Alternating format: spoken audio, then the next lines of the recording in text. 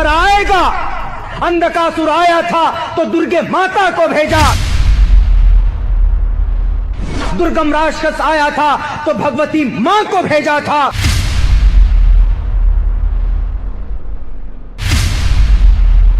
और तुम जैसे जालिम अगर फसादी बनकर फसाद मचाते हो, कभी न कभी ईश्वर भेजेगा किसी को, और तुम्हारे एक एक जुर्म का, तुम्हारे एक पाप का तुमको हिसाब देना पड़ेगा परमात्मा के पास।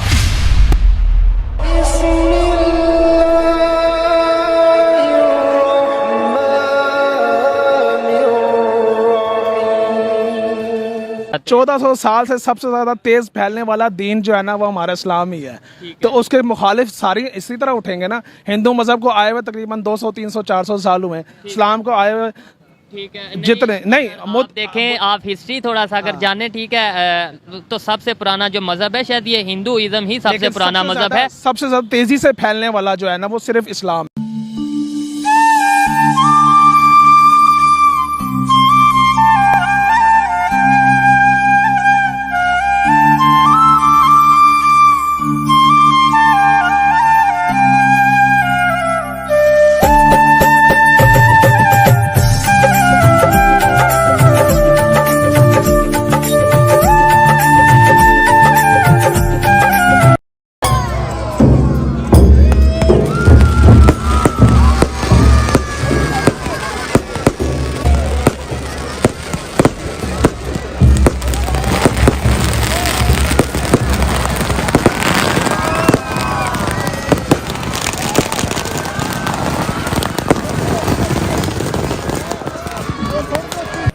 इस्लामिक कंट्रीज़ में ऐसा क्या हो रहा है?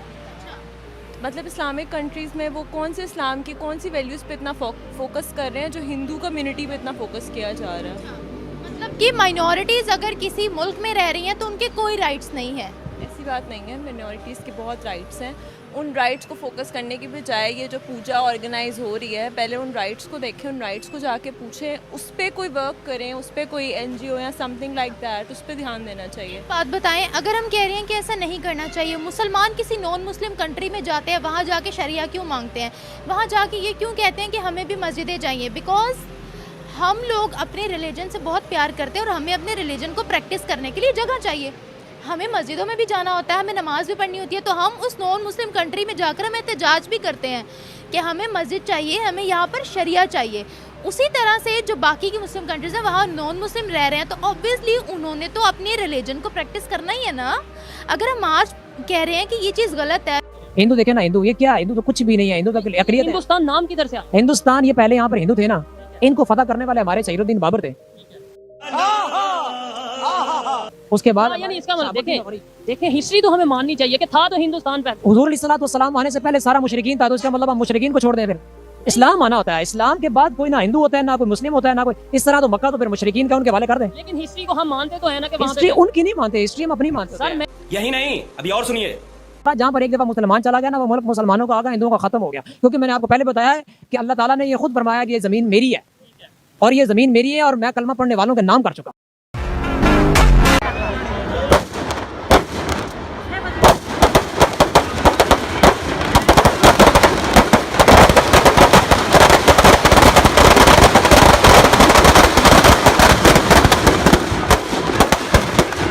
आप क्या कहेंगे, इंडिया का कल्चर आपको कैसा लगता है? सारी सी बात है, इंडिया का कल्चर क्यों हमें अच्छा लगेगा? हमें तो अपना ही कल्चर अच्छा लगेगा। इंडिया का एक बहुत डिफरेंट है, हम लोग एक डिफरेंट है, हम लोग मुसलमान हैं और हम एक पाकिस्तान में रह रहे हैं, तो इंडिया का और हमारा डिफरेंट है। नहीं डिफरेंट है, मतलब रुको जरा, सब्र करो। पाकिस्तान का कल्चर है क्या?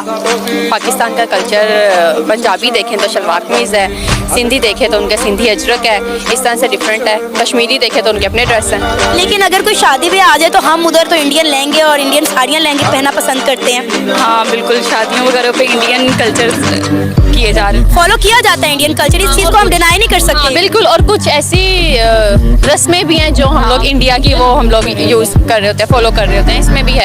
सॉरी। जो राम है, जो मैसेज लेके आया राम, आई थिंक मेरी नज़र में, मैं जो समझता हूँ, राम भी एक पैगंबर थे। क्या बात कर दी आपने। हाँ अच्छा। हाँ, राम एक प्रॉफिट थे। हाँ, अगर मुझे किसी ने झूठा साबित करना है तो वो 1,24,000 से बेशतर पैगंबरों की हिस्ट्री लेके आया है विद नेम। तो फिर उनका सिलसिला भी पैगंबरों में से ही आ रहा है। Yes of course. देखिए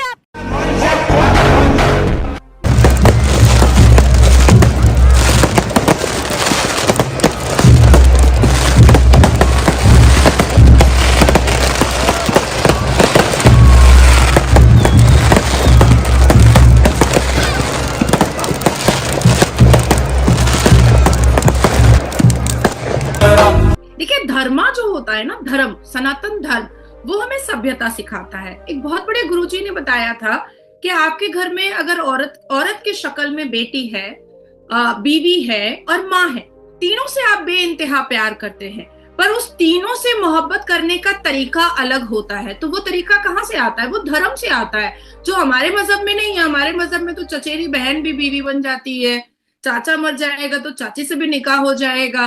तो ये जो हिंदू धर्म जिस सभ्यता को सिखाता है, उसको अगर हम पूजनीय नहीं करेंगे, हम जाकर के माथा नहीं टेकेंगे, तो ये तो हम अपने साथ विश्वासघात करेंगे ना। वो फिर वही बात आ जाती है कि हर मुल्क जो है अपना पॉजिटिव चीज़ देखता है। इंडिया एक बहुत बड़ी, वो क्या कहते हैं हम, आबादी वाला मुल्क है। वहाँ पे उसको बिजनेस मिलता है, हर चीज़ वो मिलती है। ग्लोबली उसका एक वर्थ है इंडिया की अवाम की वजह से। तो आई थिंक सो कि वो अपने मकासद के लिए सऊदी अरेबिया या मुत्तहदा Emirates of South Asian community. First of all, I want to wish happy Dussehra and upcoming happy Diwali to the community and thank the organizers for having us here. So we have a variety of programs that we conduct. We have support groups for anybody with drinking problems or someone who has lost a loved one to suicide, or young people who are challenged with stress, they can connect with other young people, or anyone, women who are contemplating divorce or are divorced, they need support from other women. नमस्कार, जय हिंद दोस्तों आज के दिन हम सब के लिए बहुत खास है, क्योंकि आज विजयदशमी है, यानी कि दशहरा। ये सिर्फ दोस्तों एक त्योहार नहीं है, बल्कि अच्छाई और बुराई पर एक जीत का संदेश है। भारत में तो ये दशहरा बहुत ही धूमधाम से हमेशा मनाया जाता है, लेकिन दोस्तों अब भारत के त्योहार सिर्फ भारत तक ही सीमित नहीं रहा, बल्कि ये खबर आ रही है कि 150 से भी ज्यादा देशों में जहाँ जहाँ भारतीय रहते हैं, वहाँ आज शाम को दशहरा धूमधाम से मनाया जा रहा है। अमेरिका हो, कनाडा हो, यूरोप हो या फिर खाड़ी देश, हर जगह रावण दहन की तैयारी हो रही है। दोस्तों आप इसी से अंदाजा लगा सकते हैं कि हमारे त्योहार अब दुनिया के हर कोने में चमक रहे हैं। जैसे भारतीय शादियां पूरी दुनिया में धूम मचाती है, वैसे ही हमारे त्योहार भी अब ग्लोबल हो चुके हैं। और यही चीजें पाकिस्तानियों को सबसे ज्यादा जलाती है, क्योंकि उन्हें तो उनके किसी खास मौके पर दुनिया बधाई न देती है और न ही कोई जश्न मनाती है।